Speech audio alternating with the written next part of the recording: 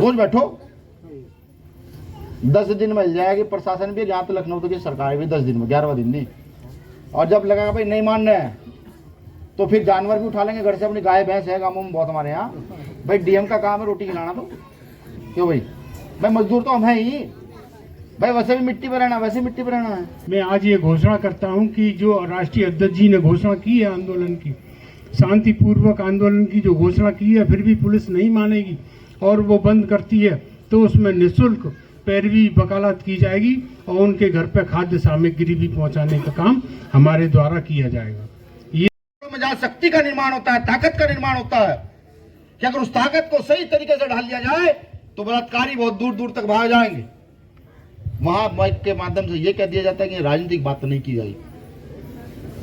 अपने सामाजिक आंदोलनों में, अपनी शादियों में, अपने जीवन में, अपने मरण में कोई भी कार्यक्रम हो तो वहां राजनीतिक बात करना शुरू कर दीजिए, अपनी हिस्सेदारी की बात करना शुरू कर दीजिए। ये बलात्कारी दिन के दिन छोड़कर ये क्षेत्र तो क्या देश छोड़कर भाग जाएंगे अगर आपने हिस्सेदारी शुरू की तो। ये हिस्सेदारी शुरू करनी जरूरी है। ये इस लड़ाई का आगाज रहेगा अगर सब हिस्सेदारी की बात करना शुरू कर दें। अफसोस भी होता है कभी कभी, कितनी बड़ी आबादी और आज ये दुर्दशा। मैं कहता हूं बेटियों से भी बहुत जिम्मेदारी के साथ ये बात कहता हूं, हालांकि संवैधानिक आदमी हूं, ये बात नहीं कहनी चाहिए। बेटी अपने शरीर को मजबूत करें, व्यायाम करके, योग करके, दौड़ लगाकर शरीर को मजबूत करें। और जब कोई गंदी निगाह पर डाले तो आपकी उंगली इतनी मजबूत होनी चाहिए कि उसकी निगाह डलती हुई उंगली उसकी आंख में जाए और उसकी आंख फट से बाहर आ जाए। जिस दिन ये विचारधारा आप लोगों के मन में बैठ गई तो शोषित वंचित वर्ग के लोगों के साथ गलत होना, बेटियों के साथ गलत होना बंद हो जाएगा। और मैं बताऊं बेटियों को भी साफ साफ कि बाबा साहब अम्बेडकर समानता का अधिकार है पुरुषों के लिए नहीं, उनके सबसे बड़ी विचारधारा बेटियों के लिए देकर गए थे कि बेटियां समानता के साथ उठ खड़ी और बैठ जाएं। डरने घबराने की जरूरत नहीं। भीम आर्मी के करोड़ों भाई तुम्हारे पीछे खड़े हैं, करोड़ों भाई। लेकिन ऐसे दुराचारियों को, रेप करने वालों को जिस दिन आपने मुंह तोड़ जवाब देना शुरू कर दिया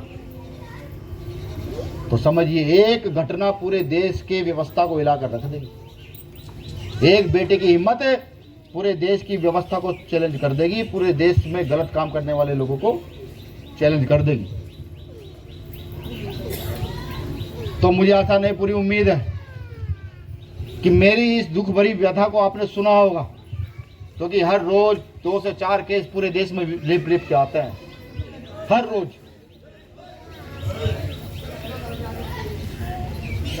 रोज 2 से 4 केस रेप के आते हैं और हर रोज उनको रात को बैठकर 2-2, 3-3 घंटे सोचा करते हैं कि आखिर ये रुकेगा कैसे। न्याय की उम्मीद उनसे की जा सकती है जिनमें कहीं न्याय का अंश बचा हो। यहाँ की मौजूदा सरकार में न्याय का कोई अंश नहीं बचा है तो उनसे न्याय की उम्मीद नहीं की जा सकती। मुझे लगता है कि इस केस को जो देख रहे हैं, माननीय सुरेश चंद्र सोनी जी यहाँ आ गए हैं, वो आ जाएं और इस केस की अपडेट को बताने का काम करें। मुझे लगता है कि सुरेश चंद्र सोनी जी यहाँ आ गए हैं, वो इस केस की अपडेट को बताने का काम करें, क्योंकि प्रशासन के कुछ साथियों ने, एलआईयू वालों ने मुझे ये बताया कि एससी एसटी एक्ट लग गया, उसका पूरा अपडेट दें। मैं थोड़ा अपडेट आपको भी कर दूं वकील साहब कि 15 तारीख तक अगर प्रशासन ने, सरकार ने इसमें सही उचित डिसीजन लेकर के व्यवस्था को आगे ना बढ़ाया तो आप सब लोगों के लिए यहाँ हफ्ता भर, महीने भर आंदोलन की घोषणा कर दी गई है, ठीक, जिसमें यहाँ के सबसे सीनियर मिशनरी बौद्ध जी को वो कर दिया गया है। तो मैंने कहा भाई ज्ञापन टाइप हो गया है, तो इसके बाद जो है हम सब लोग डीआईजी साहब के पास चलेंगे, ठीक, अपने ज्ञापन के माध्यम से, क्योंकि यहाँ मुझे नहीं लगता कि किसी प्रशासनिक अधिकारी के पास कोई जवाब है। आप केस की अपडेट कर दीजिए और इसके बाद, क्योंकि हाँ समय बज गया है, 1:30 बजे का वहाँ समय है, लीजिए। शुक्रिया, जय भीम, जय भारत, जय संविधान।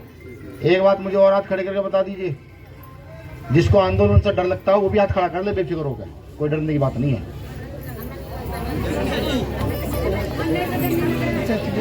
और देखिए कितने सीधे लोग हैं हमारे। देखिए पहले चीजों को समझा कीजिए। मैंने ये कहा कि जिसको डर लगता हो वो हाथ खड़ा करे, ठीक है? नहीं कहा ना? आज जिसको डर नहीं लगता वो हाथ खड़ा करे, जो बेखौफों का आंदोलन में जाएगा। दूसरा, एक मेन चीज और, हमारे आंदोलनों को हिंसक बनाया जाता है। हम आंदोलन करने गए, हम पर लाठी मार दी जाएगी। ये आंदोलन हमें अपना पूर्णतः संवैधानिक रखना है। अगर एक लाठी भी किसी ने मार दी ना तो ठीक है भाई, मार दो, समझ रहे हो? पलट का जवाब नहीं देना, क्योंकि ये आगरा है, पलट का जवाब दिया जाता है। मैं जानता हूं दे देते हैं, कोई ज्यादा बड़ी बात है नहीं आगरा वाले। लेकिन जब हम पलट का जवाब देते हैं तो जो हमारी लड़ाई होती है वो तो खत्म हो जाती है, एक नई लड़ाई शुरू हो जाती है। जैसे अभी फिरोजाबाद में हुआ है कि एक बच्चे की पुलिस कस्टडी में हत्या हो गई, हमने न्याय की मांग की, पुलिस ने लाठीचार्ज कर दिया। हम उस बच्चे के लिए न्याय तो करना भूल गए, जो हमारे 100-150 लोगों पर मुकदमे दर्ज हुए उनके चक्कर में लग गए। तो हिंसक नहीं होना, संवैधानिक तरीके से जाकर बैठना, अपनी रोटी बना के ले जाओ, बैठो पूरे दिन वहां। शाम को बीमार में टीम रहेगी पूरी रात, फिर सुबह जाओ उठ के फिर बैठो, रोज बैठो। 10 दिन मिल जाएगी, प्रशासन भी, यहाँ तो लखनऊ तो की सरकार भी 10 दिन में, 11वां दिन नहीं। और जब लगेगा भाई नहीं मान रहे हैं तो फिर जानवर भी उठा लेंगे घर से, अपनी गाय भैंस है गाँवों में बहुत हमारे यहाँ। भाई डीएम का काम है रोटी खिलाना, तो क्यों भाई? भाई मजदूर तो हम हैं ही भाई, वैसे भी मिट्टी पर रहना, वैसे मिट्टी पर रहना है। माननीय राष्ट्रीय अध्यक्ष जी रतन साहब और उपस्थित भीम आर्मी के सभी वरिष्ठ और कनिष्ठ साथी और पूर्व एमएलसी महोदय चित्तौड़ साहब और उपस्थित सम्मानित महिलाएं, जैसे कि मैंने पहले घोषणा की थी 2 अप्रैल 2018 को कि आंदोलन में जो भी गिरफ्तार होगा उसके घर के खाने का खर्चा और उसकी जमानत का खर्चा मैं उठाऊंगा, तो वो काम मैंने किया था। मैंने अपने घर से पैसा लगा करके 2 अप्रैल 18 के मामले में सभी लोगों की जमानतें कराई थी और खाद्य सामग्री भी मैंने घर भेजी थी। इसीलिए इस ताल फिरोज खां में मैं आज ये घोषणा करता हूं कि जो राष्ट्रीय अध्यक्ष जी ने घोषणा की है आंदोलन की, शांतिपूर्वक आंदोलन की जो घोषणा की है, फिर भी पुलिस नहीं मानेगी और वो बंद करती है, तो उसमें निःशुल्क पैरवी वकालत की जाएगी और उनके घर पर खाद्य सामग्री भी पहुंचाने का काम हमारे द्वारा किया जाएगा। ये हमारी घोषणा है। इसके अलावा जैसा कि राष्ट्रीय अध्यक्ष जी ने कहा है, मुझे निर्देश दिया है कि मैं अपडेट करूं मुकदमे के संदर्भ में, तो अपडेट तो ये है कि मुकदमे का गुड़ गोबर किया जा रहा है। ये घटना 21/8 की रात्रि 8:30 बजे की है और मैरिज होम की घटना है, जो प्रेमचंद कुशवाहा उसका मालिक है। 22 तारीख को ही बिना देर किए इसकी एफआईआर होती है। भीमा और आकाश का नाम उसमें एफआईआर में लिखा जाता है। चूंकि प्रेमचंद कुशवाहा को इसलिए इसमें अभियुक्त बनाया गया कि पास्को एक्ट के अंतर्गत जिसकी जमीन पर नाबालिग बच्ची से कोई छेड़छाड़ या आपराधिक वारदात होगी तो वो जमीन का मालिक भी उसमें अपराधी बनेगा। इस घटना की वादिनी मछला देवी है और 15 वर्षीय लड़की है। इसमें पास्को एक्ट और बलात्कार की धाराएं लगी हैं, लेकिन अनुसूचित जाति जनजाति अत्याचार निवारण अधिनियम आज तक नहीं लगा है। आपकी यहाँ जो एलआईयू खड़ी है वो झूठ बोलती है, पुलिस जो कहती है वो झूठ बोलती है, अधिकारी जो कहते हैं वो झूठ बोलते हैं। आज तक मैं अदालत से होकर आया हूँ। आज प्रेमचंद कुशवाहा की जमानत पर बहस होनी थी, लेकिन केस डायरी ना पहुंचने पर वो बहस 9 तारीख के लिए टल गई है और आज तक उसमें हरिजन एक्ट जिसे हम कहते हैं छोटी सी भाषा में, जो SC/ST एक्ट है वो नहीं लगा है। और जब तक SC/ST एक्ट नहीं लगेगा हमको न्याय नहीं मिलेगा। और राष्ट्रीय अध्यक्ष जी और चित्तौड़ जी जो साथ में हैं आप लोगों के, ये हरिजन एक्ट को लगा करके ही मानेंगे। जब तक अनुसूचित जाति जनजाति अत्याचार अधिनियम नहीं लग जाता है हम चैन से नहीं बैठेंगे, रोटी नहीं खाएंगे। ये इसके अलावा ये है कि पुलिस ने कह दिया हमसे, आज सुबह भी कह दिया कि हमने लगा दिया। मैंने कहा मूर्ख और लोगों को बनाया करो जो मूर्ख होते हैं। अब अनुसूचित जाति अधिनियम जब लगेगा जब पहले ये अदालत में पुलिस दरखास्त देगी, मुलजिमों को जेल से तलब करेगी अदालत, और जब तलब करेगी तो उस पर बहस होगी। बहस के बाद अनुसूचित जाति अधिनियम उसमें बढ़ाने का काम किया जाएगा।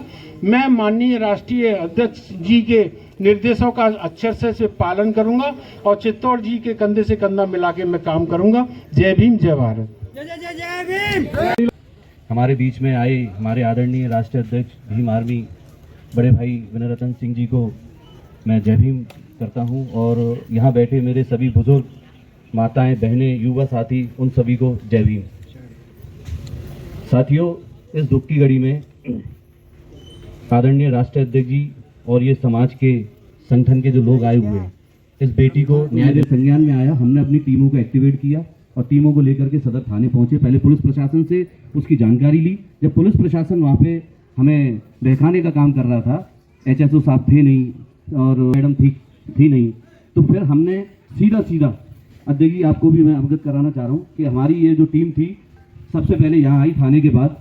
पीड़ित परिवार का जो घर है उससे 4 घर आगे ही राइट टर्न पे ही ये मैरिज होम है। उस मैरिज होम पर जाकर के भीम आर्मी भारत एकता मिशन के जो कार्यकर्ताओं ने, पदाधिकारियों ने खुलासा करने का काम किया वीडियो के माध्यम से। जब वो एंट्री हुए, पहली बार तो वो ताला नहीं खोल रहे थे। माता, ये आपको भी पता है, ये आप गवाह हैं।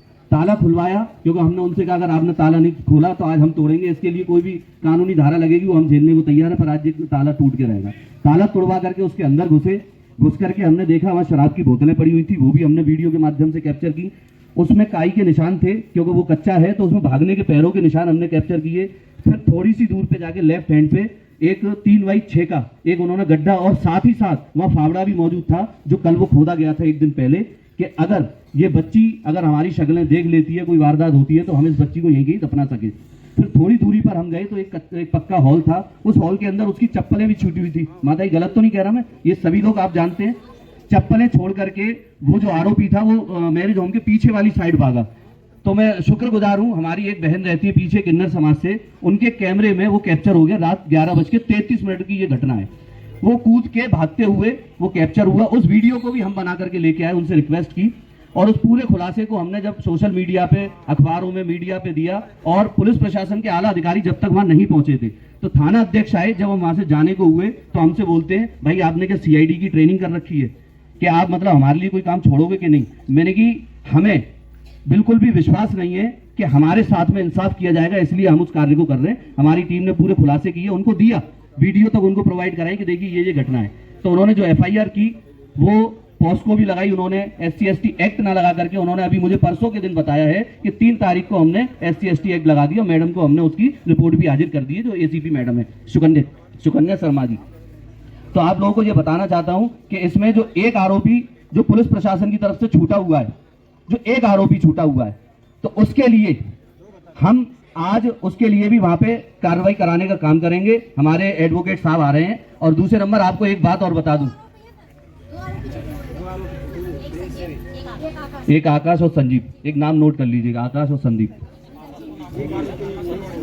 देखिए, हम किसी जाति धर्म के खिलाफ नहीं है। भीम आर्मी किसी जाति धर्म के खिलाफ नहीं है, क्योंकि ये समानतावादी संगठन है। बाबा साहब की सोच पे काम करता है, उनकी विचारधाराओं पे काम करता है। ये हमारे कुशवा समाज के हैं, ये भी बहुजन समाज में आते हैं। पर मैं आपको एक बात बता दूं, आरोपी की कोई जाति नहीं होती, आरोपी सिर्फ आरोपी होता है। दूसरे ही दिन हमारे पास नरीपुरा का एक केस आता है। उस नरीपुरा के केस में एक बच्चा 15 दिन से लापता है, वो भी इन्हीं के समाज से था। उसके लिए हम पुलिस प्रशासन से भिड़ने गए। तो ऐसा नहीं है कि हम किसी जाति को टारगेट कर रहे हैं, हम सिर्फ और सिर्फ आरोपी को टारगेट कर रहे हैं। तो कोई भी जाति को लेकर के हमारा किसी को लिए भी गलत कोई भी बयान नहीं है। और आपको बता दें कि आज मैं अपनी ये छोटी छोटी बच्चियों से कहना चाहता हूं, अगर इस मामले में मजबूती से कार्रवाई नहीं हुई और आप लोगों की एकता और आप लोगों के बयान मजबूत नहीं हुए, तो आगे नंबर किसी भी बेटी का हो सकता है। क्यों? कि आरोपियों के हौसले बुलंद होंगे। वो आरोपियों के हमें हौसले बुलंद नहीं होने देने हैं। आज राष्ट्रीय अध्यक्ष जी का मैं शुक्रगुजार हूं कि हमारे प्रत्येक भीम आर्मी का शुक्रगुजार हूं कि प्रत्येक छोटे कार्यकर्ता की बात तो हमारे एडवोकेट चंद्रशेखर आजाद जी और हमारे आदरणीय राष्ट्रीय अध्यक्ष विनय रतन जी ये सुनते हैं, सुनकर के उस पर संज्ञान लेते हैं। जब वो देखते हैं कि अगर कोई मामला ना बने तो आप मुझे बताइएगा। 200, 250, 400 किलोमीटर की दूरी तय करके आज आपके सामने यहाँ पर हमारे आदरणीय राष्ट्रीय अध्यक्ष जी आए, सिर्फ और सिर्फ किस लिए? इस बेटी को, इस बहन को न्याय दिलाने के लिए। क्या मैं आपसे पूछना चाहता हूं, उस बेटी से क्या इनका कोई ब्लड रिलेशन है, कोई खून का रिश्ता है?